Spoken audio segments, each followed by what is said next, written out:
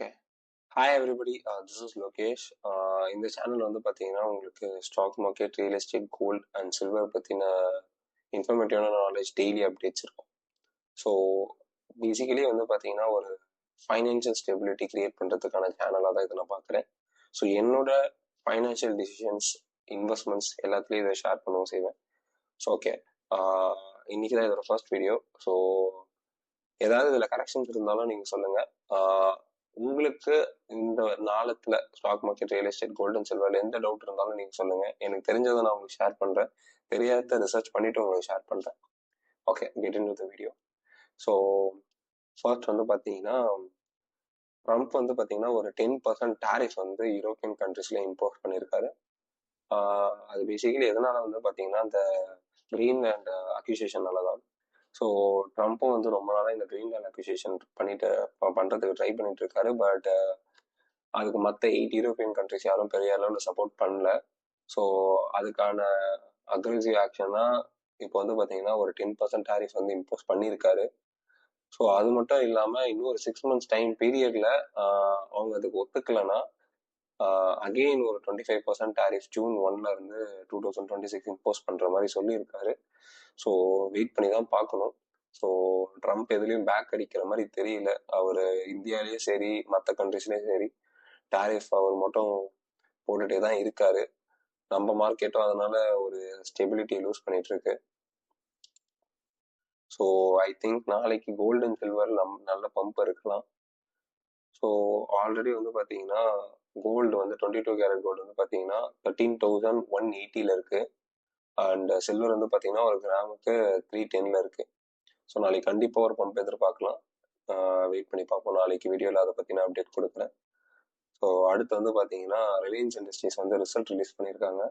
So Q3 result வந்து பார்த்தீங்கன்னா அவங்க அரௌண்ட் ஒரு 10% வந்து ரெவன்யூ ரைஸ் ஆயிருக்கு. ரிலையன்ஸ்ல வந்து பார்த்தீங்கன்னா திஸ் இயர் அரௌண்ட் ஒரு 11% இன்க்ரீஸ் ஆயிருக்கு.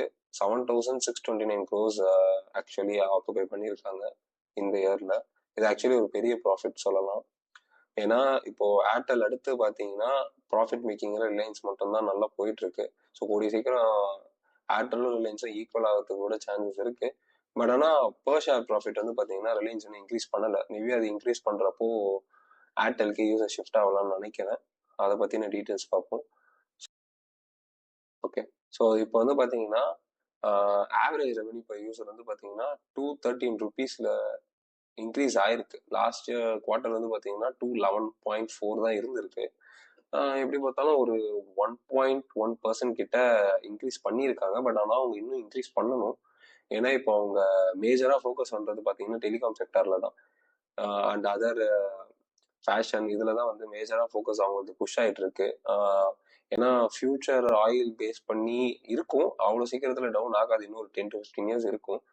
பட் ஒரு லாங் பீரியட் ஆஃப் டைம்ல பாக்குறப்போ ஸ்ப்ளிட் ஆஃப் பிசினஸ் கண்டிப்பா ரிலையன்ஸ் பண்ணணுன்றதுல அவங்க தெளிவா தான் இருக்காங்க.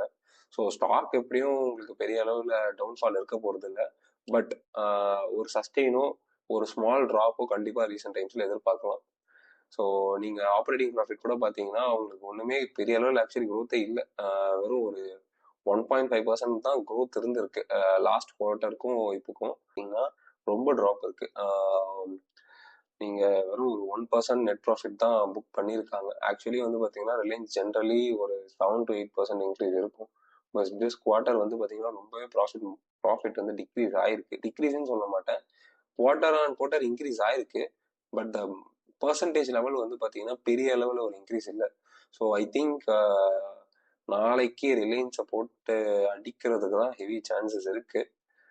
கண்டிஷன்ஸ் படி பார்ப்போம். நாளைக்கு எப்படியும் ஒரு 3% 2% ட்ராப் ரிலையன்ஸ்ல இருக்க அதிக வாய்ப்பு இருக்கு. ஸோ எலக்ட்ரானிக்ஸ் வருது.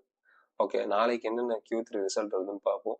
பாரத் ஹெவி எலக்ட்ரானிக்ஸ் அவங்களோட Q3 ரிசல்ட் ரிலீஸ் பண்றாங்க. இந்துஸ்தான் ஜிங்க் மோஸ்ட்லி நல்ல ப்ராஃபிட் போஸ்ட் பண்ணுவாங்கன்னு நம்புறேன். பார்ப்போம். ஹேவல்ஸ் இந்தியா எப்படி இருக்குன்னு தெரியல. அதை பத்தின டீட்டெயில் தெரியும், நாளைக்கு பார்ப்போம். பிஎன்பி ஆக்சுவலி நான் ஹோல்ட் பண்றேன். ஐஆர்எஃப்சியும் இந்த ஹோல்டிங்ஸ் இருக்கு. அதுவும் நாளைக்கு என்ன ரிசல்ட் இருக்குன்னு பார்ப்போம். எந்த குவான்டிட்டிஸ் என்ன ஆட் பண்றேன்னா இல்லை ரிமூவ் பண்றேன்றதையும் பார்ப்போம். அதை பத்தின டீட்டெயிலும் உங்களுக்கு சொல்றேன். L and T Mindtree Tata capital mostly நிறைய பேர் ஹோல்ட் பண்ணியிருப்பீங்கன்னு நினைக்கிறேன். அதை பத்தி என்ன டீட்டெயில்ஸ் வேணும்னாலும் சொல்லுங்க, நாளைக்கு அதை பத்தியும் டிஸ்கஸ் பண்ணுவோம் நம்ம. அப்புறம் உங்களுக்கு ஸ்மால் கேப்ல மிட் கேப்ல வந்து பார்த்தீங்கன்னா மோஸ்ட்லி அப்போலோ டெக் இண்டஸ்ட்ரீஸ் நான் ஃபாலோ பண்ணுறேன். அப்புறம் சிஎட் ஃபாலோ பண்ணுறேன். அதை பற்றின டீட்டெயில்ஸும் நாளைக்கு உங்களுக்கு அப்டேட் பண்ணுறேன். மற்றபடி நம்ம ஃபாலோ பண்ணாத போட்டு ரொம்ப கன்ஃபியூஸ் பண்ணிக்க தேவையில்ல. ஸோ அதை விட்டுடுறோம். நாளைக்கு வந்து பார்த்தீங்கன்னா பெருசாக மார்க்கெட் ஒரு கன்சாலிடேஷனில் தான் இருக்கும். ஃபேவரபிளி பியரிஷாக தான் இருக்கும்னு நினைக்கிறேன். பார்ப்போம். இருந்ததுன்னா என்னென்ன ஸ்டாக் நமக்கு வாங்குற லெவல்ஸில் இருக்குன்னு பார்ப்போம் நாளைக்கு வீடியோவில். Let's see.